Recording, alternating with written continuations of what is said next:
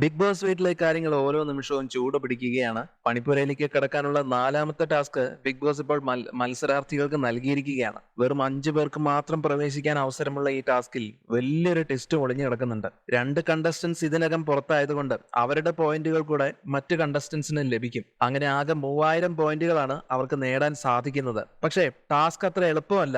വെറും 10 സെക്കൻഡിനുള്ളിൽ ഈ പോയിന്റുകൾ ശേഖരിക്കണം. കൂടുതൽ പോയിന്റുകൾ എടുത്താൽ അത് തിരികെ വെക്കണം എന്നും ബിഗ് ബോസ് കർശനമായി അവർക്ക് നിർദ്ദേശം നൽകിയിട്ടുണ്ട്. കൂടാതെ 5 പേരും ഒരേ സമയം പണിപ്പുരയിൽ പ്രവേശിക്കണം. ഈ ടാസ്കിൽ നിന്ന് നെവിനെ ബിഗ് ബോസ് വിലക്കിയിട്ടുമുണ്ട്. ക്യാപ്റ്റൻ എവിടെയെന്നാണ് ബിഗ് ബോസിന്റെ ചോദ്യം. ടീമിനെ തെരഞ്ഞെടുക്കുന്ന കാര്യത്തിൽ ക്യാപ്റ്റനായ അനീഷിന് വലിയ മുൻകൈ എടുക്കാൻ സാധിച്ചില്ല.